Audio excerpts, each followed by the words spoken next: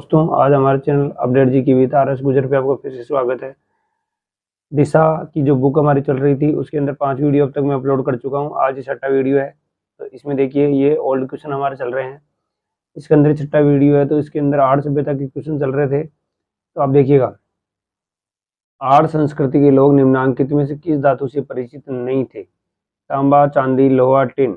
इसमें तांबे से वो परिचित थे, लोहे से भी वो परिचित थे और टिन से भी परिचित थे। ये एग्रीकल्चर ऑफिसर में क्वेश्चन आया है, परंतु चांदी को वो नहीं जानते थे, तो इससे वो परिचित नहीं थे।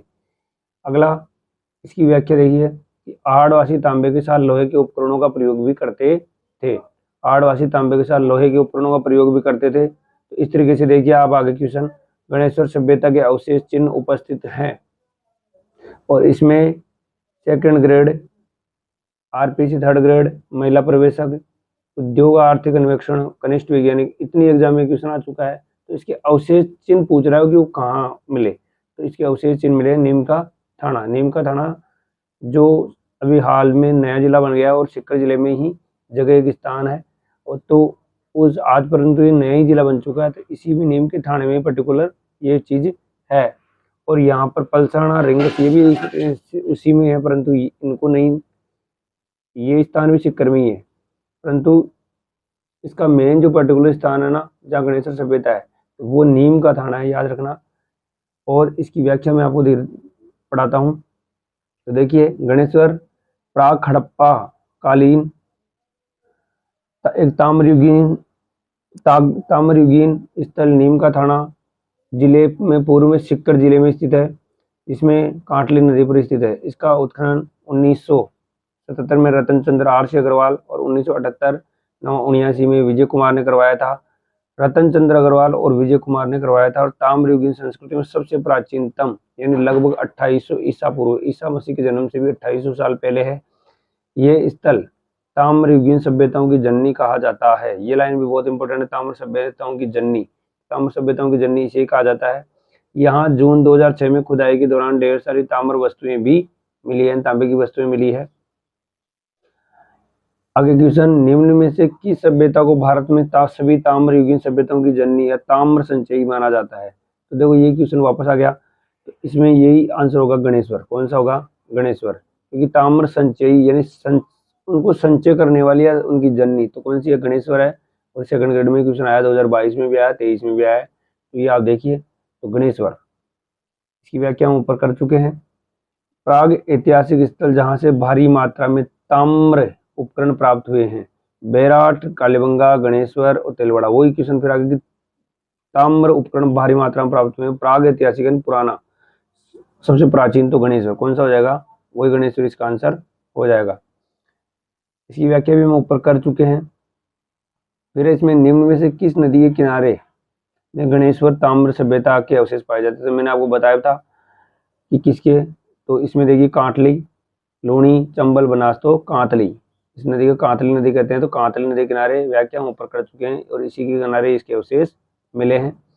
फिर अगला क्वेश्चन, कांतली नदी पर स्थित है। देखो वापस ये क्वेश्चन कितनी बार आ चुका है, यहाँ पटवार में, राजस्थान पुलिस में, फिर थर्ड ग्रेड में, इधर देखो सेकंड ग्रेड में फिर आया 2023 में, और 2023 में कितनी एग्जामों में क्वेश्चन आ चुका है। इस तरीके से आप देखते जाएं।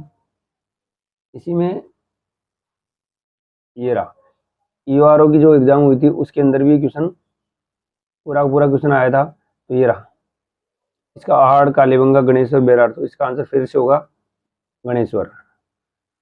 फिर अगला है, गणेश्वर सभ्यता की खोज किसने की? सेकंड ग्रेड में फिर आया क्वेश्चन, रतन चंद्र, दयाराम साहनी, बीबीलाल और एमडी खरे। इसका आंसर हो जाएगा रतन चंद्र। और एक विजय कुमार भी थे, परंतु यहाँ रतन चंद्र ही है ऑप्शन में, तो रतन चंद्र ही मानेंगे। फिर इसमें अगला क्वेश्चन, गणेश्वर सभ्यता किस काल से संबंधित है? अब ये क्वेश्चन, ये एग्जाम भी आप देख लो इनकी कितनी एग्जाम है। तो हड़प्पा काल से, ताम्रयुगीन, ताम्र काल से, युग से, पूरा पाषाण से, लो युग से और पूरा पाषाण काल से। इसका आंसर होगा ताम्र कांस्य युग से, इसलिए इसको ताम्र सभ्यताओं की जननी भी कहा जाता है। फिर किस सभ्यता में मकान बस्तियों के निर्माण में ईंटों का प्रयोग नहीं होता? बहुत अच्छा क्वेश्चन है, सीईटी 2023 में ये क्वेश्चन आया था और भी कई एग्जाम में आया है। आहड़, कालीबंगा, गणेश्वर और बैराट। तो यहाँ रखना है आपको क्या याद? गणेश्वर, वही सभ्यता जहाँ पर ईंटों का प्रयोग नहीं होता था। बहुत इंपॉर्टेंट क्वेश्चन है, नया सा क्वेश्चन है। तो ये एग्जाम में वापस आ सकता है किसी में भी। तो देखिए इसकी व्याख्या ही पढ़ लीजिए। व्याख्या में गणेश्वर सभ्यता में मकान पत्थर के बनाए जाते थे। इंपॉर्टेंट लाइन है, पत्थर के बनाए जाते थे। यहाँ पर ईंटों के उपयोग के प्रमाण नहीं मिले हैं। ये सभ्यता संस्कृति पूर्वी राजस्थान एवं गंगा घाटी के क्षेत्र में पल्लवित हुई। ताम्र उपकरणों के बाण, छेनियां, मछली पकड़ने के कांटे, ये इंपॉर्टेंट लाइन है, मछली पकड़ने के कांटे यहाँ मिले हैं। दोहरी प्राचीर, पेचदार सिरा वाली ताम्र पिन मिले हैं। उस्तरे फलक मिले हैं। अंगूठियां प्राप्त हुई है। गणेश्वर से ही मिट्टी के कपीसवर्णी दो प्रकार के बर्तन, कपीसवर्णी दो प्रकार के बर्तन मिले हैं, जिसमें हड़प्पा पूर्व में संस्कृति के हल्के लाल रंग के पतले बर्तन, लाल चिकनी मिट्टी और विशिष्ट चित्रकारी वाले मजबूत बर्तन। इन बर्तनों में मर्तबान, कलश, ढक्कन, हांडी आदि प्रमुख है। आरबीएससी का क्लास 6 के अंदर पृष्ठ 20 पे लिखा हुआ है, तो आप वहाँ भी देख सकते हैं। जो किताबें मैं यहाँ भी करवाऊंगा आपको। अगला क्वेश्चन है मित्रों, गणेश्वर से प्राप्त मर्दभांड किस प्रकार के हैं? स्कूल व्याख्या का क्वेश्चन है। तो गेरिक मर्दभांड, लाल मर्दभांड, उत्तरी कृष्ण मार्जित मर्दभांड, धूसर चित्रित मर्दभांड। तो कौन सा? ये क्वेश्चन बहुत अच्छा क्वेश्चन है। गेरिक मर्दभांड कौन सा है? गेरिक मर्दभांड।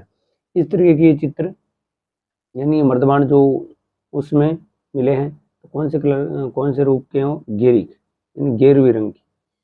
यहाँ आगे आप एक और देखिए कि ये जो यहाँ पर लास्ट क्वेश्चन है, सम्मिलित नहीं है, तो कौन सा सम्मिलित है? बागोर, सूक्ष्म उपकरण, पाषाण युग, कालीबंगा, दुर्गीकरण, गणेश्वर, काले चमकीले मर्दभांड, बेराट, बौद्ध विहार।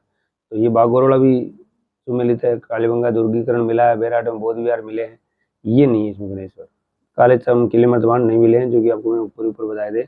उसमें तो लाल चिकनी मिट्टी की विशिष्ट चित्रकला मजबूत बर्तन मिले हैं, गेरिक मर्दभांड मिले हैं। तो इस तरीके से ये इसकी व्याख्या हम ऊपर कर चुके हैं।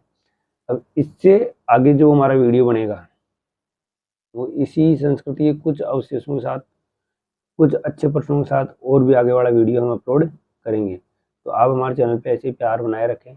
और आगे और भी मैं इसमें बहुत कुछ एनसीईआरटी और आरबीएससी किताबें वगैरह आपको मैं काफ़ी कुछ कराने वाला हूँ। इसमें आप मुझे कमेंट में बता सकते हैं कि पहले ये किताब करवाइए, तो उसी हिसाब से हम उस किताब को लेकर चलेंगे। और साथ में ये जो पुराने ओल्ड क्वेश्चन वाली किताब है दिशा वाली, ये तुम्हारी साथ साथ में पूरी चलती रहेगी। इस तरीके से मैं आपको एक एक चीज़ें करवा रहा हूँ। और ये आपको पता है कि पुराने आए हुए क्वेश्चन हमारे एग्जाम में कितना इंपॉर्टेंस रखते हैं। तो थैंक यू, धन्यवाद, जय हिंद, जय भारत।